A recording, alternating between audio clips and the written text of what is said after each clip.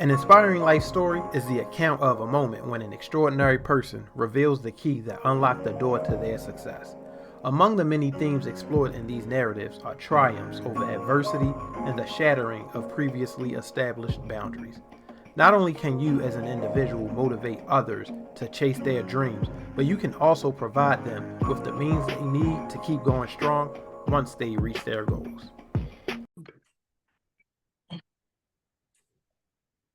The struggle was real, but the devil was a lie. Once I get going, catch me if you want to try. Though I've been through a lot, my appearance differ. Before I was screaming, but now I just whisper. I pushed away the trouble and embraced the task, not letting it get to me, doing what God asked. I'm bigger than the storms, higher than my adversaries. Those are things of the past. I'm beyond the worries. Being stressed was a thing. I look back relieved. Had it not been, I would not have believed. Standing the test of time, not letting it break me.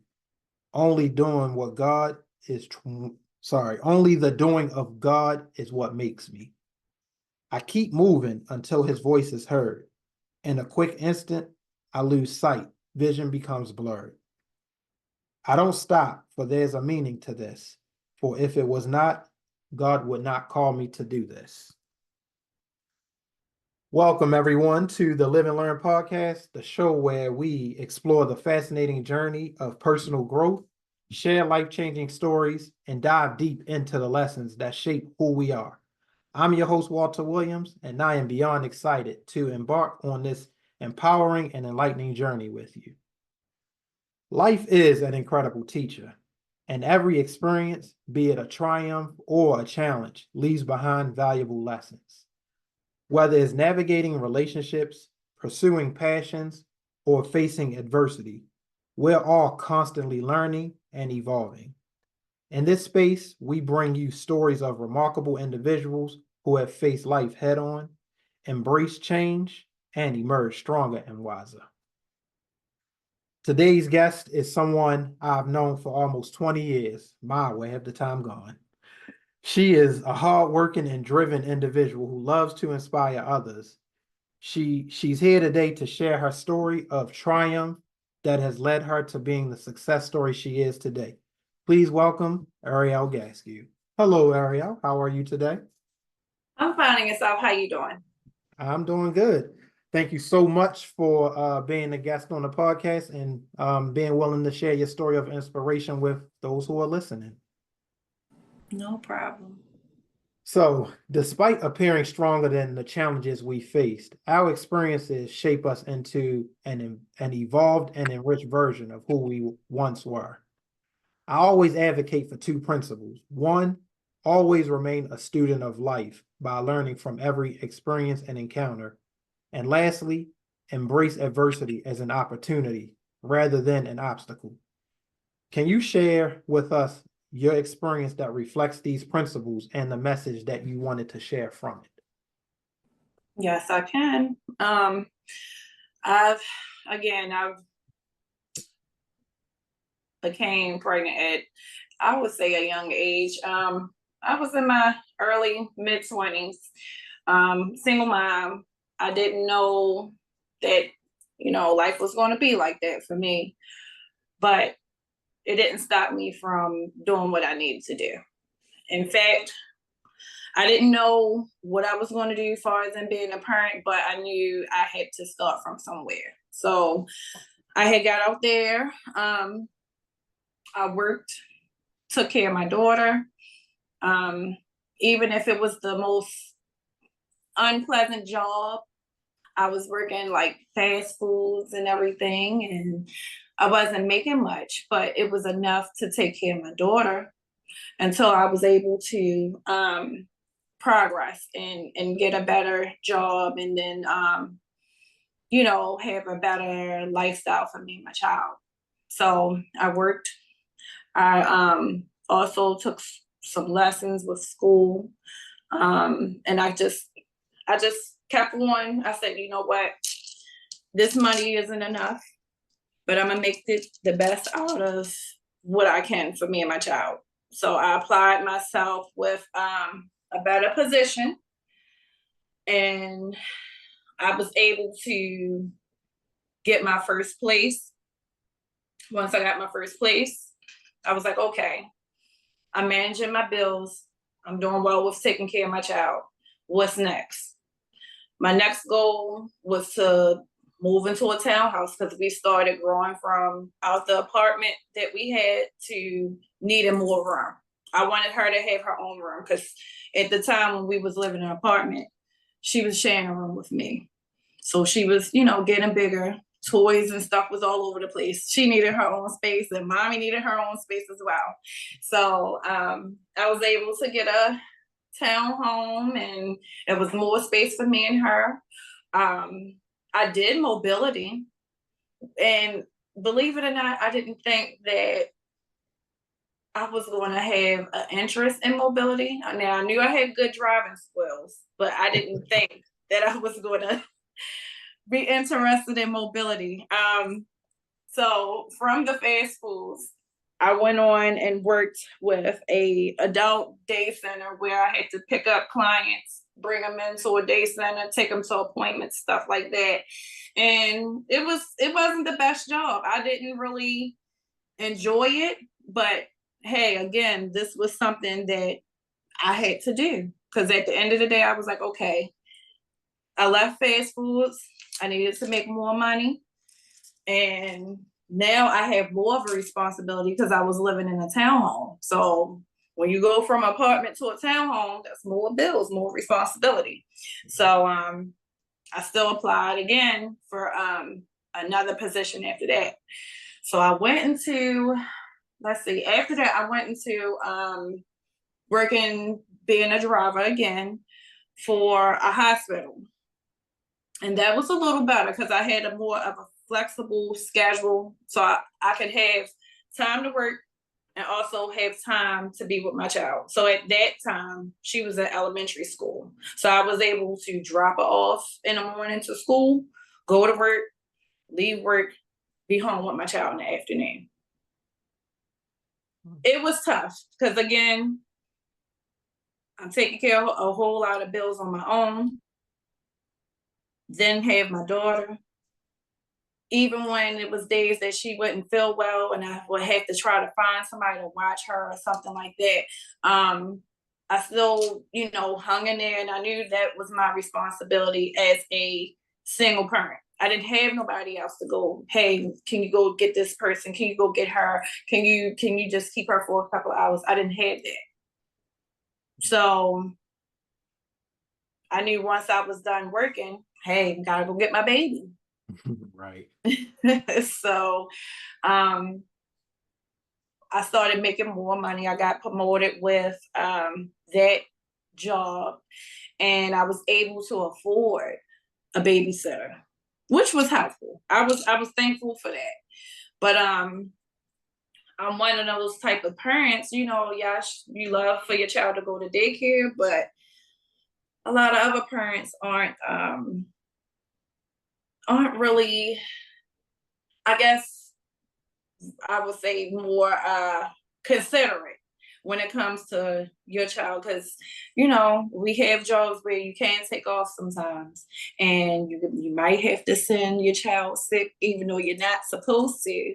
So I know a couple of times my daughter had gotten sick from being in a daycare with other children that were coming in sick because their parents couldn't take off. And I was like, wow, I would get a phone call while I'll be in the middle of shift picking somebody up, and they'll say, hey, you gotta come get your daughter because she got sick because so-and-so brought their child here. And I'm like, well, I can't. This is our money. So I can't pick her up right now. I'm in the middle of working. Right. So it was a couple of times that I had to make the decision to, hey, tell my boss, like, look, my child's sick. I don't have nobody else that could get her. I gotta leave to go get my child. And sometimes it would be difficult doing that because my boss would be upset because he depended on me. Out of the staff at their hospital that were drivers, at the time it was 13 of us. So out of the staff, I was the youngest person, and they depended on me. I had people that was older than me that were drivers that were retiring. So they were always looking back like, okay, well, you here. We need you. We understand your child's sick, but we need you. And I'm like, I was stuck in a hard place because I'm like, well, I'm a mother first. I got to take care of my child. My child's sick. The daycare calling me. And then it was getting to the point that I was getting charged extra fees too. So I had to make a decision to either stay with this job and do what I have to do as a parent and find, in the midst of it, find another job that will be flexible to my, my home life, and I'm able to work. So I had to leave that job, unfortunately. And I made a decision, I made a decision. I prayed about it first. I was never the female that had interest in going into law enforcement. I was not. I was not. So I had to think about, like, is this something I really want to do? And I'm one of those type of people. I'm like, well, you know what? When I look at my child and I'm like, look, this is for her. This is going to be a good career. I know I'm gonna have good benefits, and this is going to set us where we need to be. Then I'm gonna do it, and that's what it was. Next thing I know, I was in corrections. I was in, and I was sitting there, and I was like, I remember my first day starting in corrections, and I just was like, why did I decide to do this? Why? And I will tell you, God put us in situations, and we be like, I try not to question God, because God, He will put you in a place you may not understand it, but eventually you'll look back and you'll be like, you know what? This was a fit for me. Right. This was a fit for me. So I started off in corrections, and I did awesome with it. I didn't think I was going to be I won't say strong enough, because I've always been friendly, but it put me to the point where it prepared me to be, I'm aggressive now. I'm like very aggressive, and I'm not shy no more. I used to be the shy kid that didn't really want to talk to people, nothing, very, isolated. You could hear a pin drop around me. Now I'm talking. And the old me, I probably wouldn't even did a podcast. I was so shy. So now I'm more of a social woman where I can talk to anybody and tell them. I'm sorry if you hear my puppy in the background. He's okay. He hears me, so he's barking. But now I'm more of a woman that is very social. I don't mind talking to people, and it made me mature. Corrections is very dangerous. You more so are depending on where you work. You more so working in a jail than being home with your family. So it was tough coming in. I would see a lot stuff that I barely could even like talk about, but it made me strong. Most of the experiences that I faced at working in corrections, and it made me mature and also become wiser.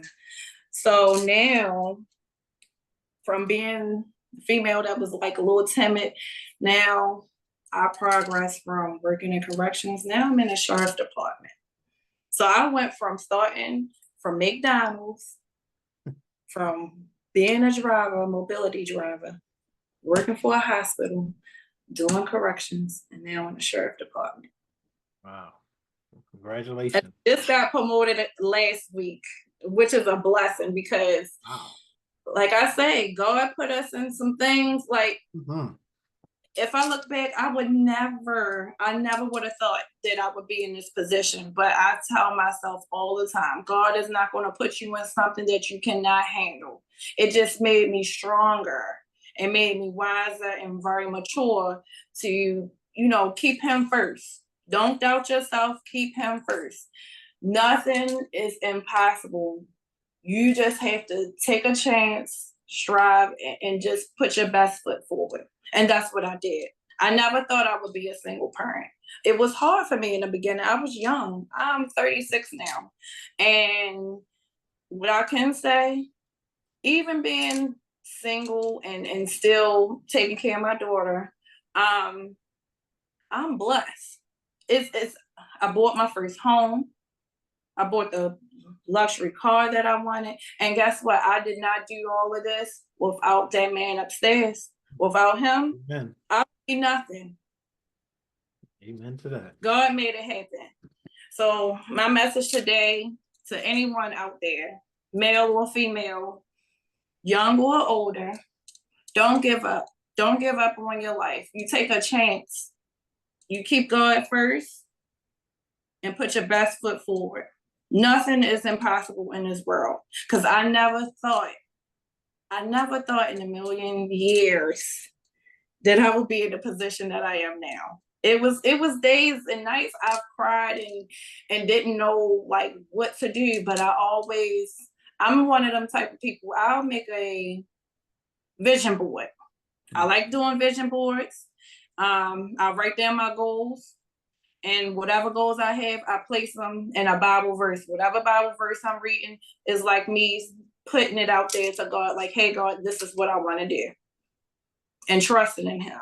Mm-hmm. And I will tell you, from me doing that, most of the goals and stuff that I wrote in the Bible, I've done them already. So I'm ready to achieve more. Last week, I was amazed just by because my current job, it's not easy. It's stressful, but I bet it's stressful. But I can say this: I'm blessed to have it. It's a good career. I didn't think I was going to get promoted right away, and when I got the promotion, I wasn't shocked, but I will say I didn't see it coming that quick. How long have you been in law enforcement? So now it will be 6 years. Oh, wow. Okay. So which county are you a sheriff in? Or are you in the sheriff's department in? Harford. Oh, you work in Harford County. When you said sheriff's department, that's exactly why I asked, because I live in Harford County. So I'm thinking to myself, who near us has sheriff's departments? And I'm thinking, is she working in Harford County? So you work in the county I live in? Yes, sir. Oh my. Okay. And you know what? It's funny because I really don't tell people what I do and the reason why they always kind of tell us to kind of be like low key a little bit about it, because you get so many of these crazy mates and stuff that we have to, arrest, and they be trying to find you.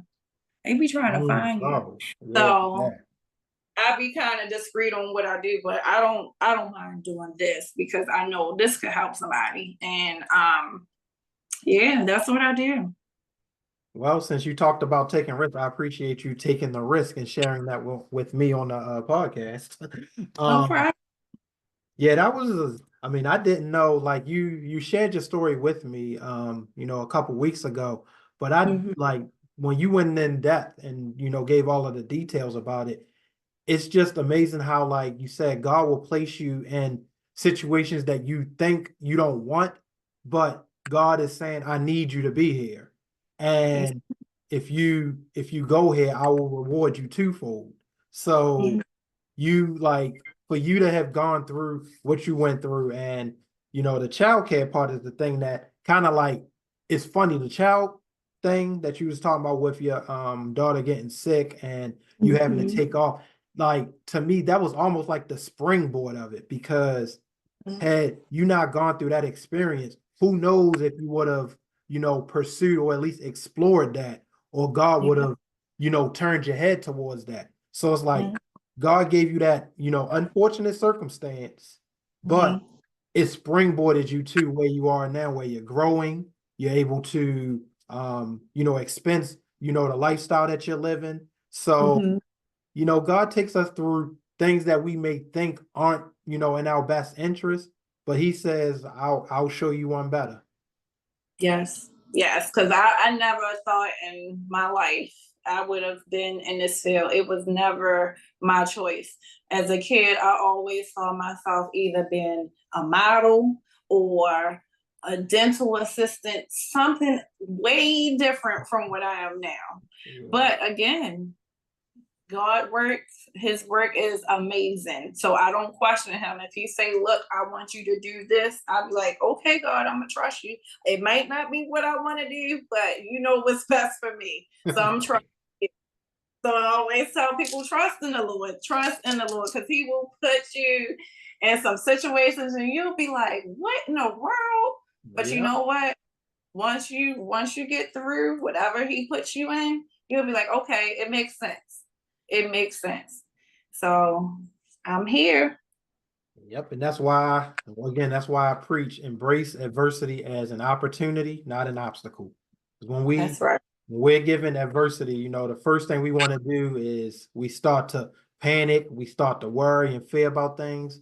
Mhm. You find your most peace in your situations when you remain calm, because that's how you learn about yourself, and how you learn and get the most out of life is when you remain calm and not panic.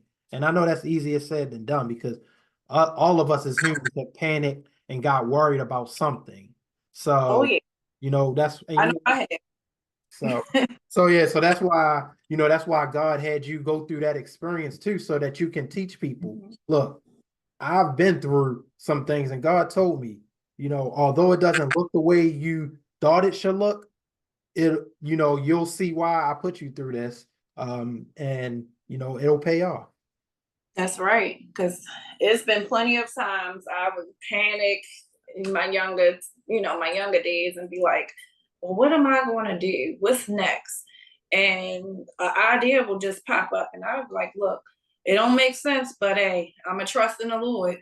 He'll give me an idea and be like, look, go with it.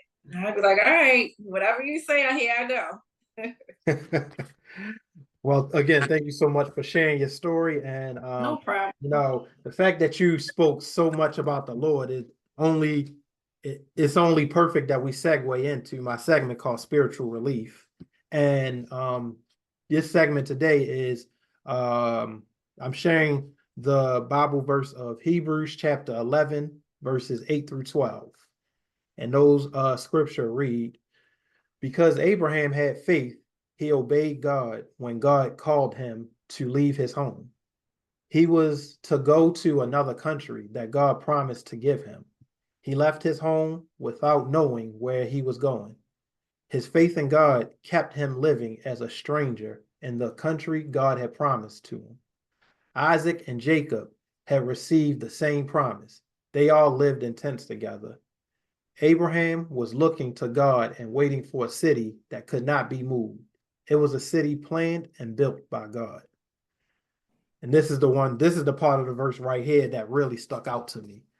Because Sarah had faith, she was able to have a child long after she was past the age to have children. She had faith to believe that God would do what he promised. Abraham was too old to have children, but from this one man came a family with as many in it as the stars in the sky and as many as the sand by the sea. So what this scripture said to me was a few things. It said, when taking risks, put your faith in God, for he will make the impossible not only possible, but gratifying and rewarding. Taking chances does not mean you will get what you are initially chasing. With God, you will get what he has called you to be and prepared you for.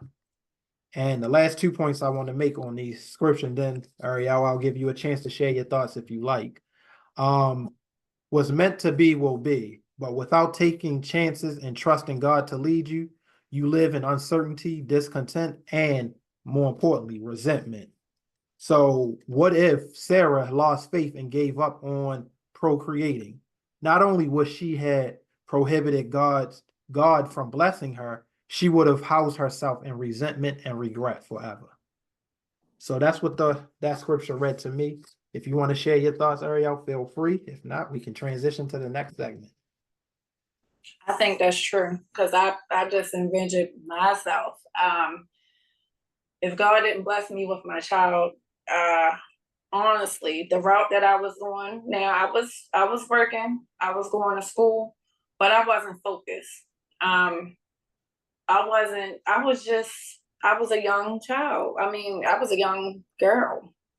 I don't think I would have been mature and prepared in life like I am now. I was making a lot of mistakes before my daughter came, a lot. And by God blessing me with her, he matured me. He sat me down first and said, look, this is what we're going to do. You need to chill out. You want to be a mom and you want to get yourself right. And that's exactly what happened. If that never happened, like I don't think I would have been in the mind frame or been this far in life where I'm at now.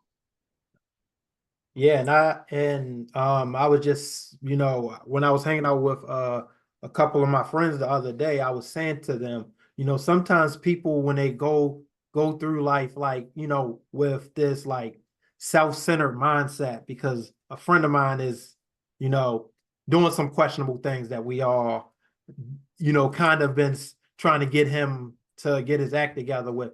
And I said to my friends, I think it's just he hasn't had that humbling experience where something was taken away from him.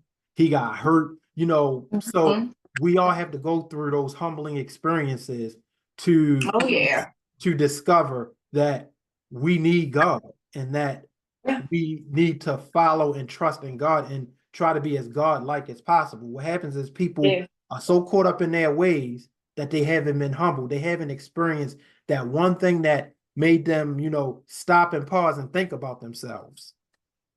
Oh yeah, I will say that is true. I had a humbling moment. I'll never forget the age of, I don't know if you remember or heard about it, but the age of 17 or 18, I was in a bad car accident by our old high school. You I think I remember that? do remember. I think I do remember hearing about that. So you know how when people always say they see their life flash before their eyes? Hmm. I experienced that, and I will tell you that changed my life. I bet. That made me. I grew up in the church and everything, but once you become a teenager, you're rebellious and all of that. And I was Oh yeah. rebellious and thought I knew everything. And when I experienced that, that changed my life. I always thought that was something imaginary that people would say, oh, I saw my life flash before my eyes. No, I really did. In that car accident, I really did at the age 17 or 18. I saw my life flash before my eyes. And that humbled me. Like, I mean, to this day, for a long time, if you can remember, I never would drive after that accident. I never, and I was a passenger. I would never drive.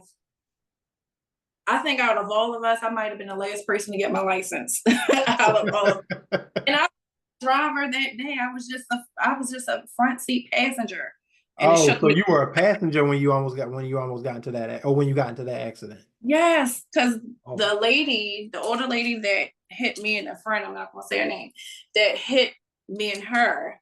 Um, the lady, her car went into, and I don't know if y'all remember, I was really little then, tiny. So she hit the car on my side. And I do remember, I remember waking up in the hospital. Like I remember everything up to the accident, and I remember waking up in the hospital.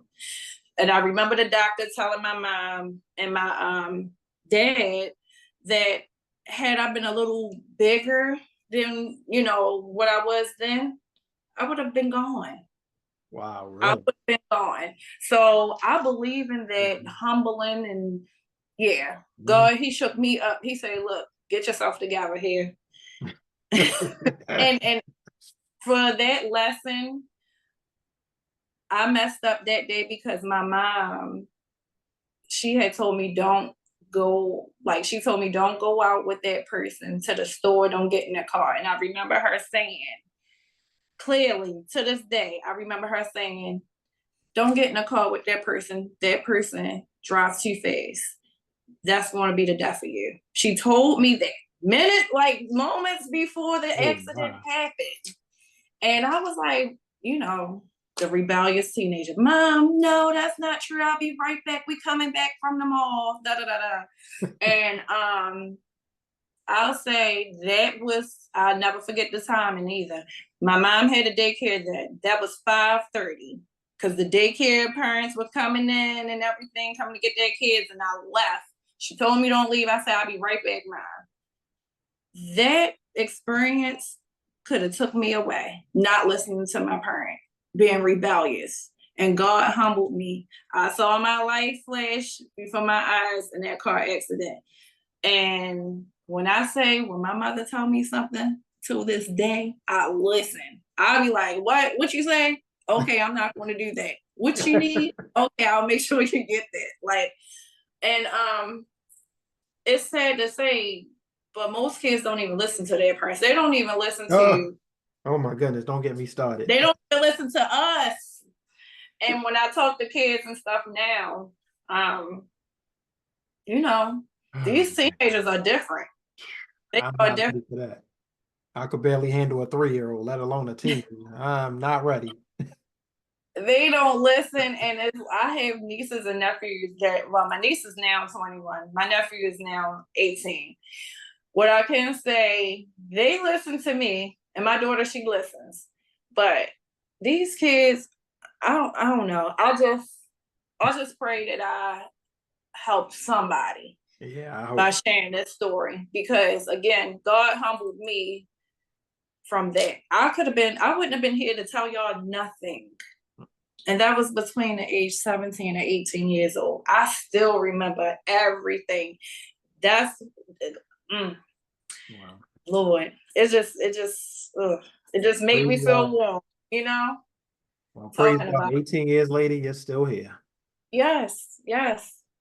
By God's grace. Yep. All right. Well, thank you again for sharing that story. So we're gonna now close out with my last segment, and I call this one "In My Opinion." So what I decided to do for this one is I did what are the biggest leaps of faith that you've taken that you were hesitant or nervous about? So for me, the three things I listed for me were writing a book. I've now written 5 books. I never saw myself doing that. Mm-hmm. Becoming a life coach, which I learned wasn't for me, and applying for the full-time job I had prior to this one that I have Mm-hmm. now. And things were not ideal in that last situation, but it taught me a lot. Because when I graduated from college, my my overall dream or pursuit was to become a risk manager. Mm-hmm. And I graduated college in 2010 and just Mm-hmm. became a risk manager in 2021. So it was about 11 years. And I finally Mm-hmm. got there and was dealing with some adversity and Mm-hmm.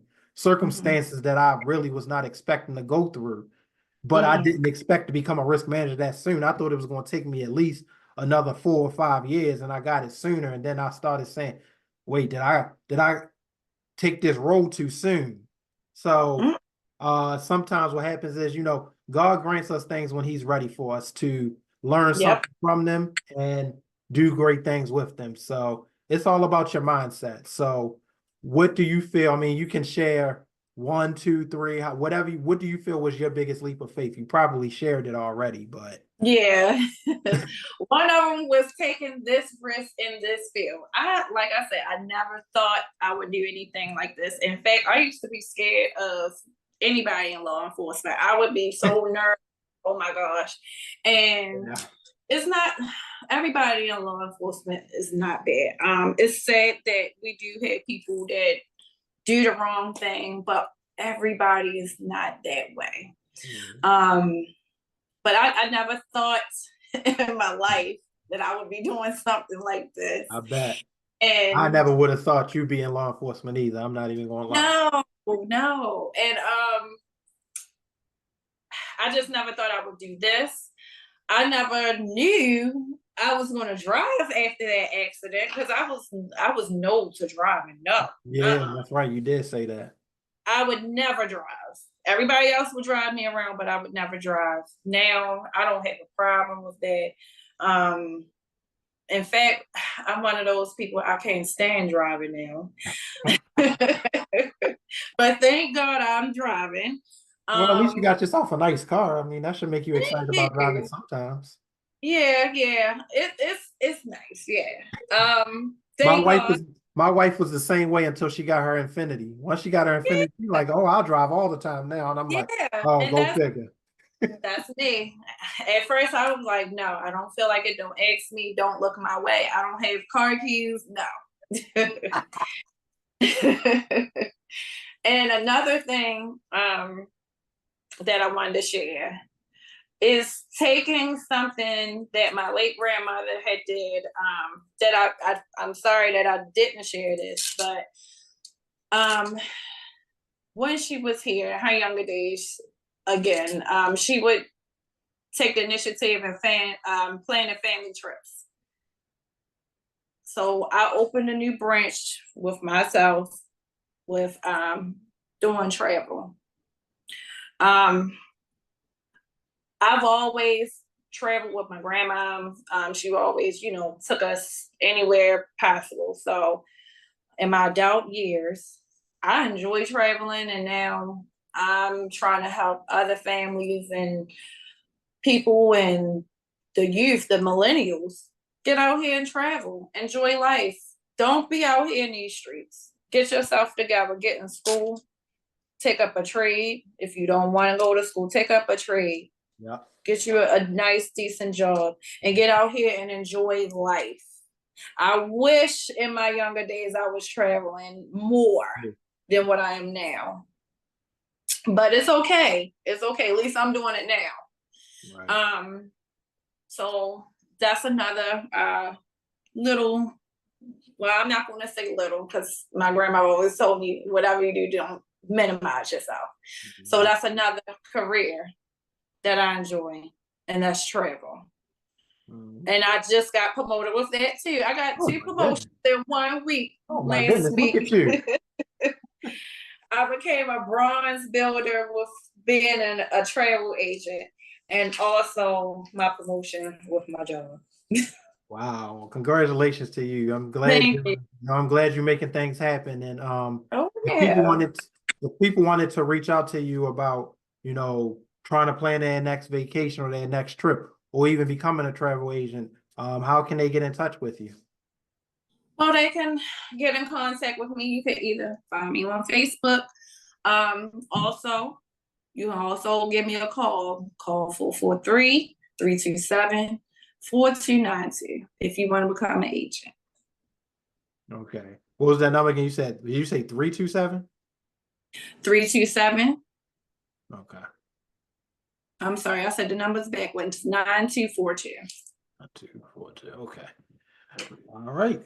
Well, again, thank you so much for sharing your story today. Is there anything else you want to leave the audience with? You shared a bunch of valuable information, and I appreciate you being on today. So if there's anything else you want to share, feel free before I close out.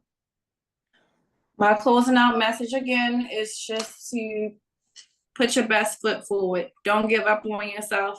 Take a chance in life and don't give up.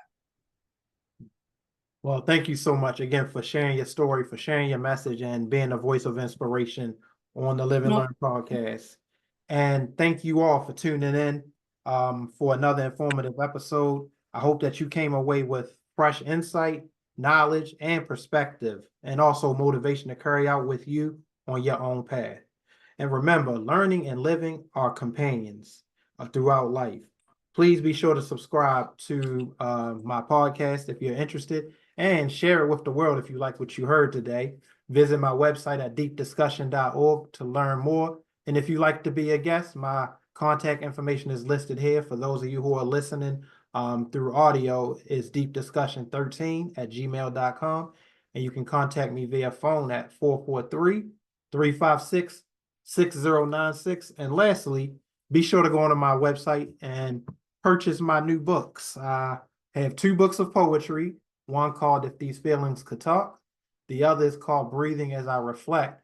And I wrote an inspirational devotional called Embracing Your Role in the Kingdom. I felt inspired to be a connector of God's kingdom with those who need to understand how great God is in our life. So if you're interested in learning more about how God has shown me his presence in my life, be sure to purchase one of the devotions and again, visit my website at deepdiscussion.org. Thank you so much again for tuning in. Continue to stay inquisitive and follow after your dreams. Take care.